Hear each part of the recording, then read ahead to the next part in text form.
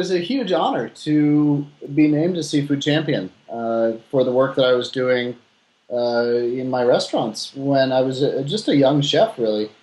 And I had come up through kitchens where a lot of work had been done on sustainable agriculture, farmers markets, reconnecting with local agriculture. And it was really my passion to follow seafood. Uh, that's just the ingredient that I found most compelling, all the tastes and textures and colors and aromas and all the different flavors that are available in the ocean.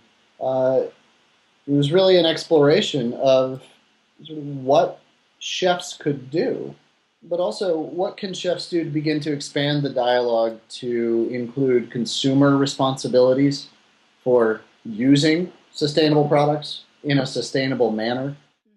Uh, how do we really begin to create storied, traceable seafood? Currently, we suffer from a cultural anxiety that's so deep-seated and is based on a fear of whether or not we are living in a world that's managed for scarcity or one that's managed for abundance. And I think that this principle is beginning to apply to the largest question of our time, which is how are we going to feed 9 billion people that are expected on this planet? And I've got a really good answer for that.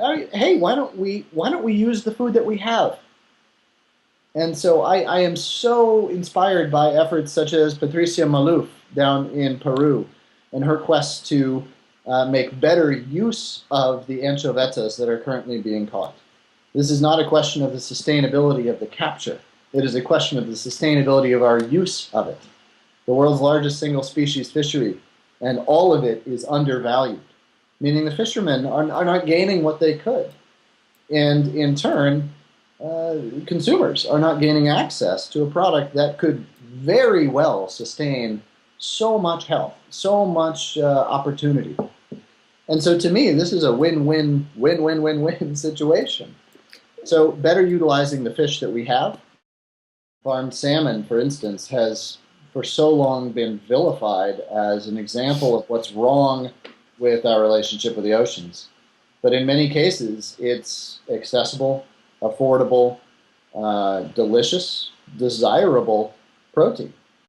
And if you look at across the board at the other options, what are people buying if they're not buying the salmon? Well, in this country, more often than not, they're buying the beef.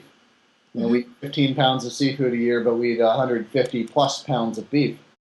Well, by many, many measures, it can be quite firmly stated that beef is a far worse ecological choice. And it's a far worse health choice as well. So I think that we need to begin to contextualize the conversation of sustainability to include the foremost question, what is it that we are trying to sustain? And I think that the answer is ourselves, our health, the pride of our fishing communities, the permanence of our fishing communities, the prudence of our use of seafood as consumers, and ultimately also the profit of our economies that describe how we interact with our oceans.